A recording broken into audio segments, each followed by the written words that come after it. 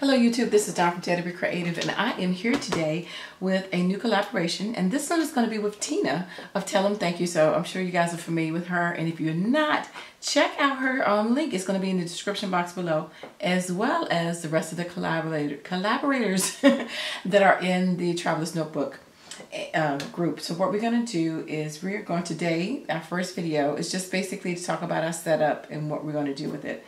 And then our final one would be our final flip through reveal. And then we will be actually every 2 weeks reporting. So it'll be a total of 6 different videos. The first one's going to go up on June 1, but the second one is going to go into the second Saturday of the month, the 10th. And then every 2 weeks from there.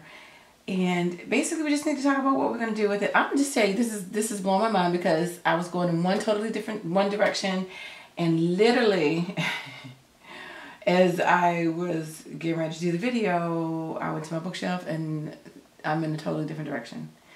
Then I started videotaping and my camera was full because my daughter made some videos, so I had to go back and start a video over. And then I thought of something else. So, but I had really been praying about like what I wanted to do and trying to figure it out and just going a totally different direction. Now, I'm going to show you what my materials I'm going to use. Some of them, not all of them, because I'm not pulling all of it out because it's gonna change from day to day.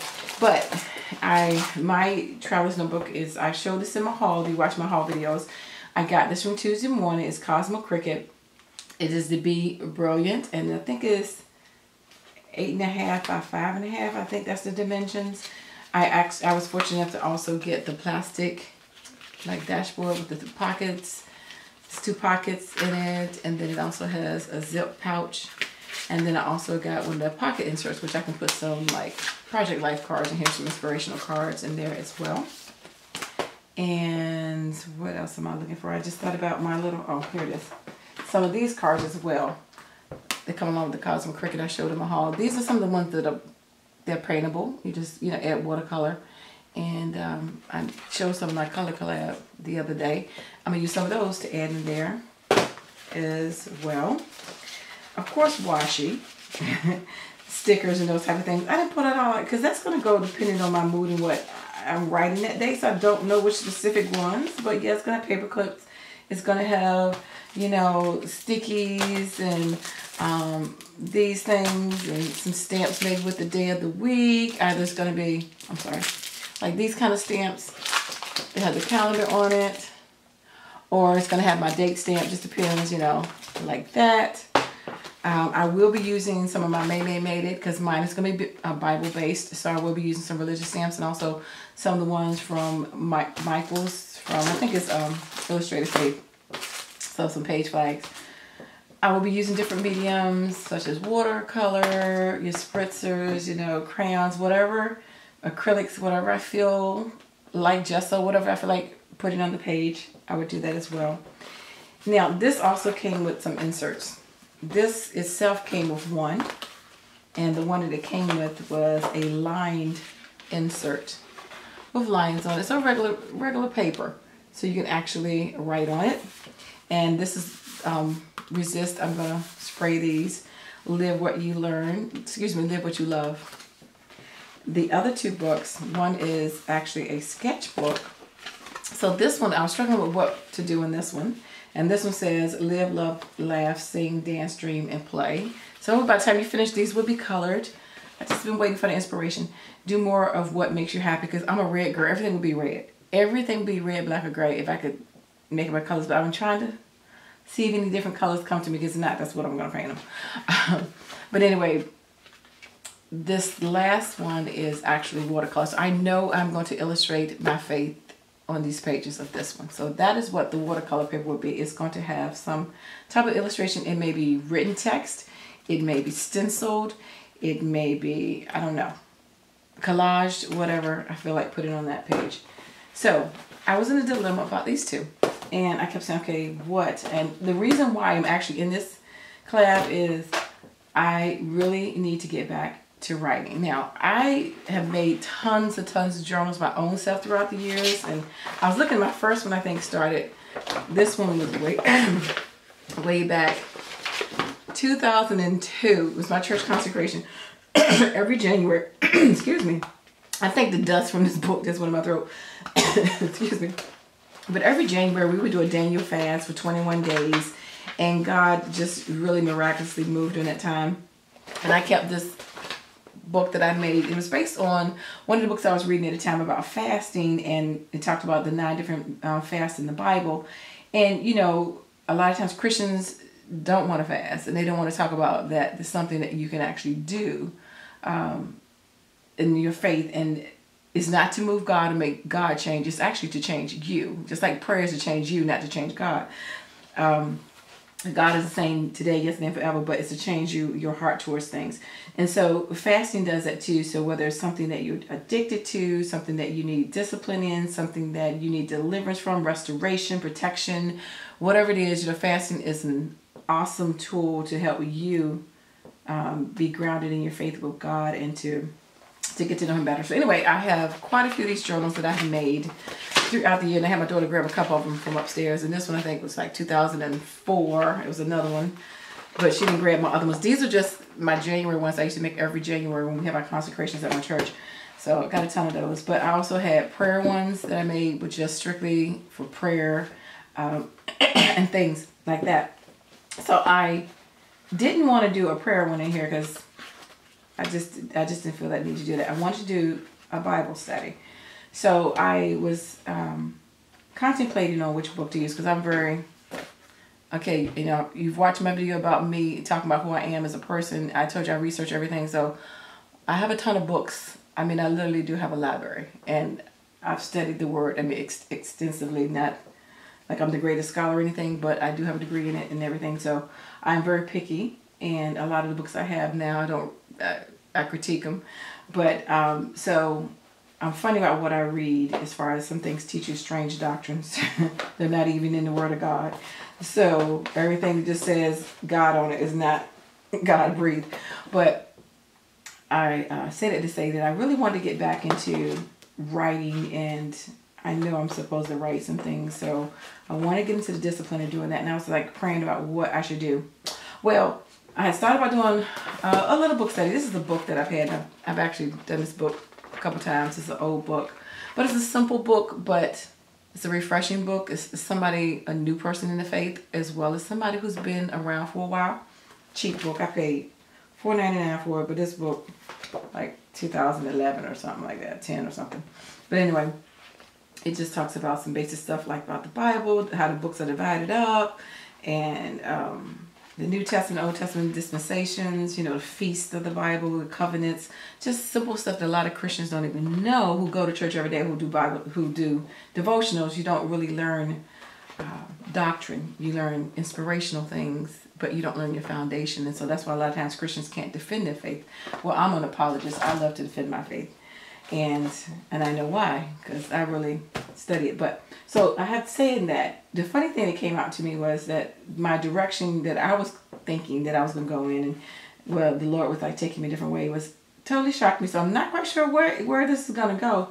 But when I was on my bookshelf trying to figure out, like, okay, maybe I should do a Bible study, and I was thinking about some different things and da-da-da-da-da, and thinking about what would be good to illustrate or whatever. You know, one of the things that just came to me was, in the one that has the blank pages, was maybe getting back into writing poetry. I haven't written poetry in about 7 years. 7 years probably.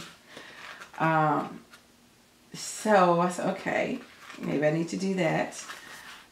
But it got to the point, I mean, literally, like, I study Hebrew.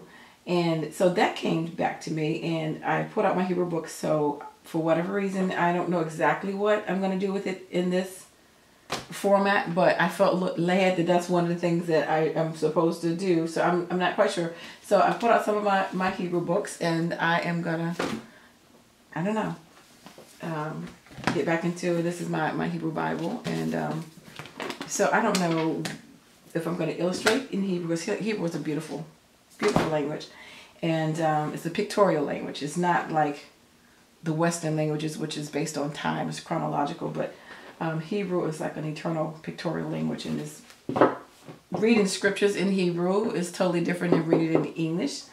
Prime example, Psalms 23. Most people know that, and if you don't, read it. But when you read it in, you know, in English, it says, grace and mercy shall follow me all the days of my life. Well, when you read it in the Hebrew and you get the picture of the way it is, so in English, it looks like grace and mercy is following me.